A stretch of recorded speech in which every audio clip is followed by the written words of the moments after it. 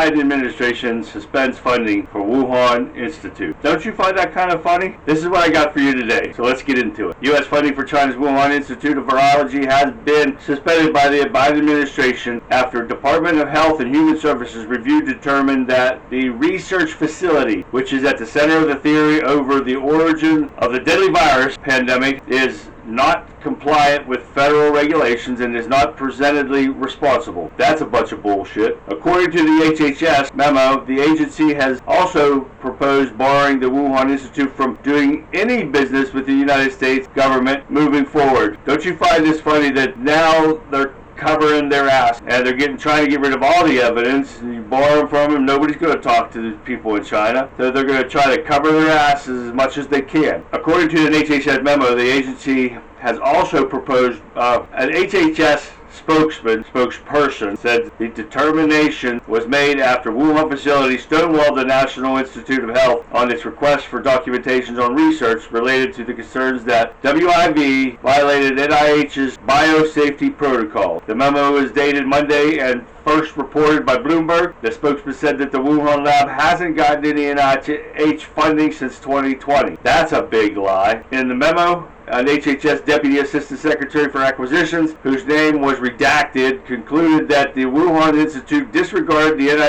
NIH's request, along with conclusion from the NIH likely violated biosafety protocols and is currently violating and will continue to violate these rules. The U.S. intelligence community hasn't concluded where the pandemic originated, but one theory holds that the virus escaped from the Wuhan lab in 2019, the pandemic that has led to almost 7 million people recorded deaths worldwide. Remember, if you got this virus and then you healed from it, you totally cured from it, then a year or so later you die of a car accident, you died of that virus. That's what they put on your death certificate. Last month, the Office of the Director of National Intelligence released a report stating that it could not be determined if researchers who became ill at the Wuhan lab in the fall of 2019 had the virus, but still revealed security and safety issues at the lab. Other experts, however, say the virus was spread to humans in a market near the lab of having surfaced from natural sources. Now they're finding out that it did start in the lab. But of course, they're not going to admit to it, so they're going to cut ties, hide the evidence as much as they possibly can, so nobody can find out the truth. The NIH notified EcoHealth Alliance, an organization that partly funneled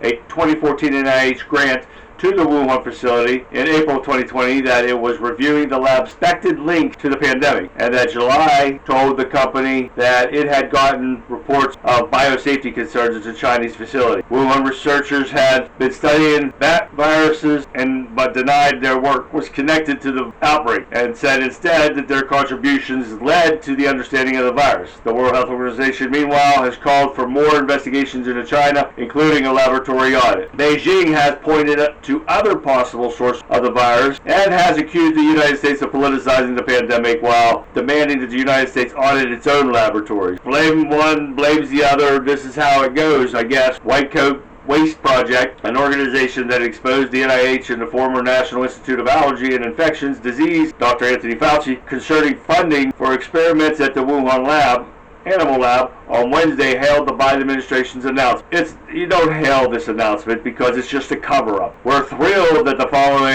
following our campaign and historic investments, first exposing Fauci's funding for dangerous gain-of-function experiments at the Wuhan animal lab, and then directly to the virus's likely patient zero, the Biden administration has finally suspended all taxpayer funding to the infamous animal testing lab that likely caused the pandemic, and proposed blacklisting it forever. Cover-up. How many times I gotta say it? This is all about a cover-up. It's not about what they're doing bad. It's covering for what they've done. Justin Goodman, a senior vice president for the organization, said in a statement, "This was long overdue decision and decisive victory in the war on waste." He noted that in April 2020, the organization had been leading successful efforts with Congress to ensure that the white coats at the Wuhan haven't received any more taxpayer funding, including getting disqualified from NIH funding earlier this year. This is 2023. They were still getting money, but they haven't received any money since 2020. Get this? These people can't keep their story straight if they had to. We first called the Biden White House to permanently cut the Wuhan lab funding in February 2021. 2023, still just getting done, shockingly exposed how Biden's